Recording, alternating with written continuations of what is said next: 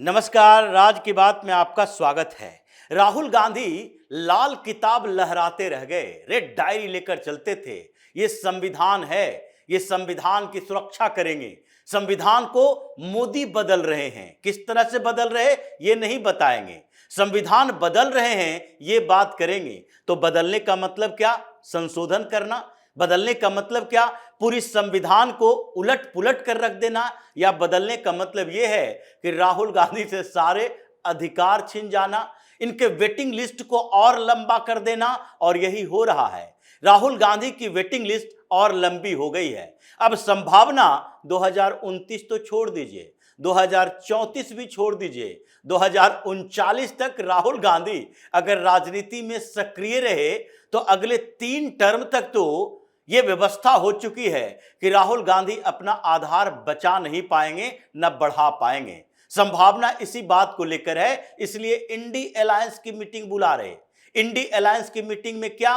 ये जो INDI alliance के पार्टनर आपके हैं वो तो प्रधानमंत्री मोदी के साथ खड़े हैं।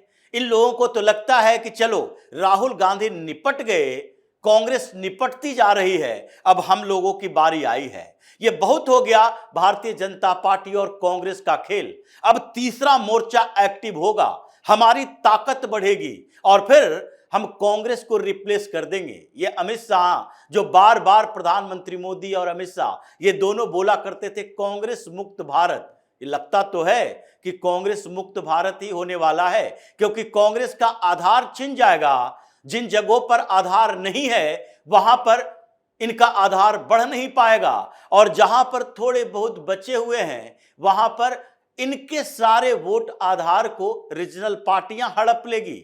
और उसके बाद इनकी स्थिति ऐसी हो जाएगी कि जो नेता प्रतिपक्ष एक बार बन गए, अब आगे नेता प्रतिपक्ष के लायक सीटें इनके पास नहीं रहेगी, जो आगे दिखाई पड़ रहा है। क्योंकि संविधान संशोधन विधेयक तो आएगा और उसमें वोमेन रिजर्वेशन बिल भी होगा। वोमेन रिजर्वेशन के लिए 33% वोमेन रिजर्वेशन होगा, साथ ही एससी एसटी के लिए भी रिजर्व सीटें होगी। और फिर ओवरऑल संसद का स्ट्रक्चर बदल जाएगा, यानी कि सांसदों की संख्या 1.5 गुनी हो जाएगी। 816 से लेकर 828 के बीच ये सांसदों की संख्या डिलिमिटेशन पर निर्भर करता है। ऐसे 50% बढ़ाने की बात हो रही है, यानी कि 828 हो जाएगी। 850 तक करना है, सांसदों की संख्या भी बढ़ जाएगी, डिलिमिटेशन भी होगा, वोमेन को रिजर्वेशन भी मिलेगा। और फिर राहुल गांधी के हाथों में क्या बचेगा? झुनझुना।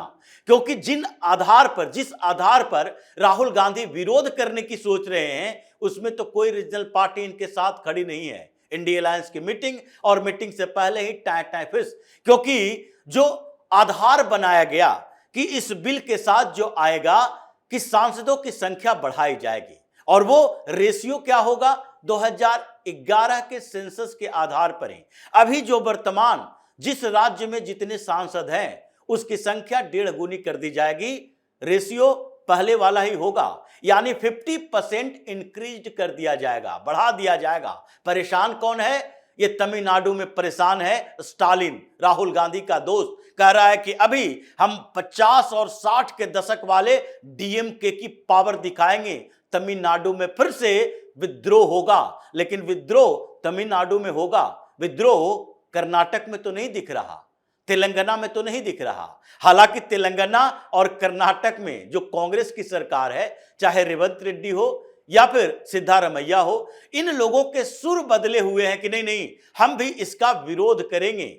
और विरोध करोगे तो फिर दूसरे जगह पर फंसोगे, क्योंकि डीएमके तमिलनाडु से बाहर की राजनीति बिहार उत्तर प्रदेश की नहीं करती, लेकिन कर्नाटक और तेलंगाना में जो सरकार बनी है कांग्रेस की, वो कांग्रेस पार्टी तो बिहार में भी राजनीति करती है, उत्तर प्रदेश में भी राजनीति करती है। तो कांग्रेस उस ट्रैप में फंस गई है कि अपने स्टेट में अगर विरोध प्रदर्शन होता है कर्नाटक में, जिम्मेदारी किसकी? कर्नाटक की सरकार की। यानी कर्नाटक की सरकार के अंदर अगर विरोध प्रदर्शन उसी के पार्टी का करता है, संवैधानिक विफलता आएगी। राष्ट्रपति शासन की तैयारी चलेगी कि कर्नाटक में लॉ एंड ऑर्डर का सिचुएशन खराब है, वहां पर कांग्रेस ही कांग्रेस की सरकार के खिलाफ हिंसक आंदोलन कर रही है। तो ऐसे में सरकार उसके हवाले कैसे किया जा सकता है? जिसकी पार्टी की सरकार, उसके विधायक, उसके सांसद, उसके मंत्री ही प्रोटेस्ट कर रहे हैं, तो फिर इस्तीफा दो, बाहर जाओ, राष्ट्रपति शासन वहां लगाओ, क्योंकि वहां पर हिंसक विरोध प्रदर्शन को रोकना तो पड़ेगा। तेलंगाना में भी वही हाल है। रेवंत रेड्डी की सरकार, वो कह रहा है नहीं नहीं, हम तो इसे पारित नहीं होने देंगे, हमारे साथ डिस्क्रिमिनेशन हो रहा है। तो फिर तुम भी विरोध प्रदर्शन करो, तेलंगाना में भी राष्ट्रपति शासन लगेगा, क्योंकि कांग्रेस के पास तो यही दो आधार है। और अभी जो स्थितियां बदलेगी, यानी 50% सीटें बढ़ेगी लोकसभा में, उसमें इन राज्यों की स्थिति कमजोर है। इसमें कोई दो राय नहीं कि साउथ इंडियन स्टेट्स की पॉलिटिकल पावर, बार्गेनिंग पावर कमजोर होगी, क्योंकि 50% बढ़ाने का मतलब है कि केरल में 20 सीटें, कर्नाटक में 28 सीटें लोकसभा की, उसके बाद तेलंगाना में 17 सीटें, आंध्र प्रदेश में 25 सीटें और तमिलनाडु में 39 सीटें। ये सारा मिलाकर ये 5 साउथ इंडियन स्टेट में केवल 129 सीटें होती है अभी के समय में। लेकिन अभी के समय में 129 सीट, यानी कि 545 में, ये संख्या जो 130 का है वो 545 के हिसाब से बड़ी संख्या है। और इसलिए क्योंकि इधर दूसरे स्टेट्स जो नॉर्थ इंडियन स्टेट्स है, उसमें भी 4-5 स्टेट मिला के इतनी संख्या आती है। लेकिन फिर भी अभी जो स्थिति बदलेगी उसमें तो इन लोगों की परेशानी होनी है, क्योंकि इनके पास 129 के बाद 50% बढ़ाया जाएगा तो उसकी संख्या 194 होगी। लेकिन 194 सांसद अगर ये 5 साउथ इंडियन स्टेट से आएंगे तो बिहार, यूपी का क्या है? बिहार, उत्तर प्रदेश और महाराष्ट्र, ये 3 स्टेट को देखें जहां पर अभी भारतीय जनता पार्टी प्रचंड बहुमत के साथ है, जहां इनकी स्थिति काफी मजबूत है। यानी बिहार में 40 सीटें, उत्तर प्रदेश की 80 सीटें और महाराष्ट्र की 48 सीटें। ये तीनों अगर मिला दिया जाए तो ये तीनों स्टेट को मिलाकर ही साउथ इंडियन के 5 स्टेट से 1.5 गुनी सीटें होगी, 250 से ज्यादा। उत्तर प्रदेश की सीटों की संख्या 120 हो जाएगी, बिहार में 60 हो जाएगा, ये दोनों स्टेट मिला के 180 सीटें हो जाएगी। और इसी में अगर महाराष्ट्र के जोड़ दें जहां 72 सांसद होंगे, तो ऐसी स्थिति में ये 3 स्टेट जहां भारतीय जनता पार्टी बेहतर प्रदर्शन कर सकती है 250 सीटों पर, यानी 200 प्लस सीटों का जुगाड़ तो इन्हीं स्टेट से हो जाएगा। 200 प्लस सीटों में 220-25 भी हो सकता है। तो जिस तरीके से ये राहुल गांधी के राजनीति साउथ इंडिया केंद्रित हो गई है, क्योंकि मध्य प्रदेश में एक भी सीट नहीं, गुजरात में ऐसे ही स्थिति, उत्तर प्रदेश में किसी तरीके से घसीट पसीट कर पिछली बार इज्जत बचा पाए, लेकिन पश्चिम बंगाल में 1 लोकसभा सांसद, बिहार में ये जो 3 लोकसभा सांसद है, पिछले बार तुक्के में, इस बार विधानसभा में औकात पता चल गई कि क्या होता है राजनीति, इसलिए आगे के चुनाव में तो बिहार में एक भी आना मुश्किल है।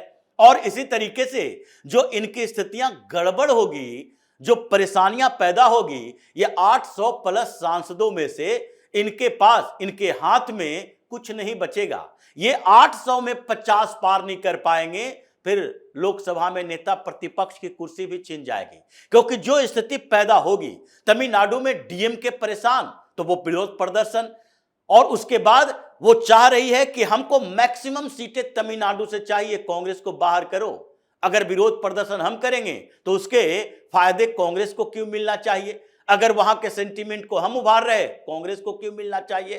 कर्नाटक या फिर तेलंगाना में, वहां पर लोकल पार्टियां, यानी कि तेलंगाना में बीआरएस को कहीं बाहर की राजनीति नहीं करनी है, कांग्रेस को करनी है, तो बीआरएस हंगामा खड़ा करेगी। लेकिन बीआरएस हंगामा खड़ा करेगी तो उसी तरह से जैसे तेलंगाना बन रहा था, तो 10 सालों तक एक केसीआर को कभी भी कोई समस्या नहीं हुई सरकार चलाने में, 2 टर्म तक रहे। लेकिन जैसे ही वो मेमोरी कमजोर हुई, कांग्रेस हावी हो गई। अब फिर से अगर सेंटीमेंट उभरेगा, अगर केसीआर, केटीआर ये सारे एक्टिव होंगे, तो बीआरएस की ताकत बढ़ेगी। इनके हाथ से तेलंगाना भी गया। आंध्र प्रदेश में ये टीडीपी है जो सरकार के समर्थन में है कि हमें कोई दिक्कत नहीं है, 25 सीटें अभी भी हमारे पास लोकसभा में है, उसे बढ़ा दिया जाएगा। तो 37-38 हो जाएगा। कोई समस्या हमें नहीं होगी, हम 38 सांसदों से खुश हैं। ये वही आंध्र प्रदेश है जहां पर तमिलनाडु से अलग होने के लिए, यानी मद्रास प्रेसिडेंसी से अलग होने के लिए आंध्र प्रदेश में आंदोलन चला था, तो वो तमिलनाडु के रास्ते पर कभी नहीं चलेगा। तो जो स्थिति अभी संसद में डिलिमिटेशन के कारण आने वाली है, उससे तो परेशानी और बढ़ गई है। क्योंकि डिलिमिटेशन के मतलब इन लोगों ने जो कहा कि नहीं नहीं आगे टालते हैं, इसके पीछे की वजह यही है कि अभी जो 2011 के जनसंख्या के आधार पर जो जनगणना की गई थी, उसके रिपोर्ट के आधार पर जो डिलिमिटेशन किया जा रहा है, वो क्षेत्र तो बढ़ेंगे ही। लोकसभा में 2 के बदले 3, यानी कि 50% बढ़ाया जाएगा।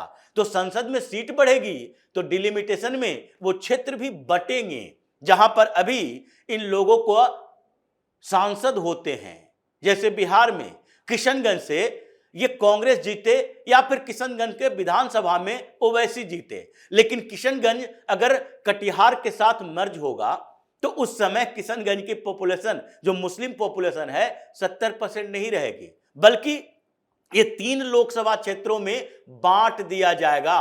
और अररिया, कटिहार, पूर्णिया और किशनगंज, ये जो सीमांचल का एरिया, जहां मुस्लिम पॉपुलेशन किशनगंज में 70% के करीब है, लेकिन अररिया में, कटिहार में, पूर्णिया में इन लोगों का दाल नहीं गलता, क्योंकि 25 से 30% के बीच है। वहां पर सब मर्ज होगा तो उसके बाद जो डिमार्केशन होंगे, डिलिमिटेशन में जो सीटों का बंटवारा किया जाएगा किसी भी क्षेत्र में, उन जगहों पर भी मुसलमान 50% से ज्यादा नहीं हो सकते, बल्कि 20 से 25% तक लिमिट कर दिया जाएगा। अब करो मुस्लिम अपीजमेंट वाली पॉलिटिक्स, क्योंकि किसी क्षेत्र में तुम्हें विश्वास के साथ मुसलमान वोट दे देगा तो तुम जीत जाओगे, ऐसा नहीं हो सकता। फिर तो हिंदू केंद्रित राजनीति ही करनी पड़ेगी। जो अभी तक करते आए थे मुस्लिम अपीजमेंट की पॉलिटिक्स, वो भी दूर हो जाएगा। यानी कि डिलिमिटेशन का असर तो एक जगह नहीं दिखेगा।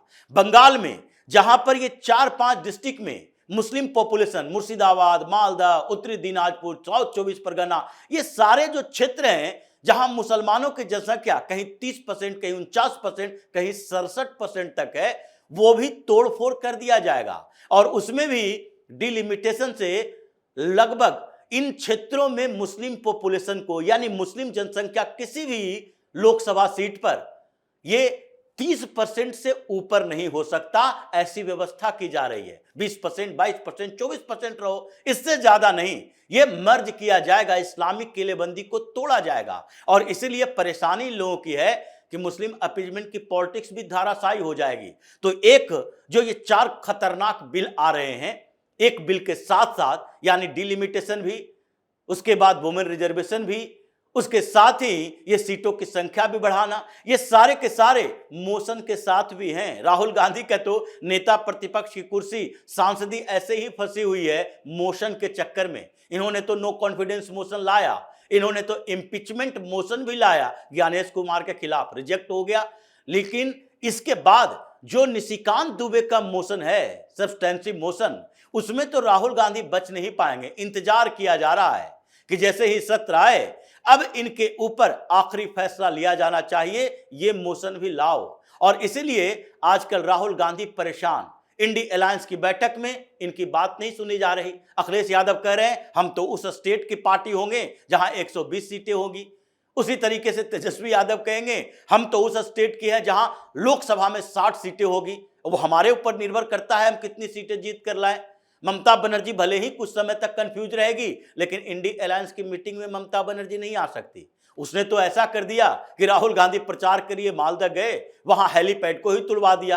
अभी मुस्लिम वोट के ऊपर राहुल गांधी और ममता बनर्जी के बीच गाली गलौज चल रहा है। वो तो इंडी अलायंस के साथ नहीं आ सकती, भले ही बिल का विरोध करने के लिए बायकॉट कर दे। लेकिन जो स्थिति पैदा हुई है, ये कल से स्पेशल सेशन और आज मीटिंग का दौर, और प्रधानमंत्री मोदी का एक मास्टर स्ट्रोक कि लो अब चिट्ठी लिख दिए हैं, सबसे मुलाकात हो गई, अलग अलग पार्टियां अपना निर्णय ले, ये कांग्रेस के पीछे न चले, इसने पूरे खेल को ही बदल दिया है। यानी राहुल गांधी पर आफत आने वाला है। राहुल गांधी संसद में निपटा दिए गए, नेता प्रतिपक्ष की कुर्सी भी खिसक जाएगी, ऐसी स्थिति पैदा हो गई है। इसलिए विशेष सत्र बड़ा हंगामेदार होने वाला है और इसमें जो बिल पारित करवाए जाएंगे, नए कानून के बाद तो इन सब की हेकड़ी निकलेगी जो मुसलमानों के वोट से हिंदुओं को भ्रमित करके इस्लामिक शासन चलाने चलते हैं। इन सब की हेकड़ी निकलेगी जो मुस्लिम अपीजमेंट की पॉलिटिक्स करते रहे हैं। तो इसी तरह की खबरों के साथ फिर से हाजिर होंगे, तब तक के लिए बने रहिए हमारे साथ और देते रहिए हमें सहयोग, ताकि इसी तरह की खबर हम आपके लिए लाते रहे। धन्यवाद।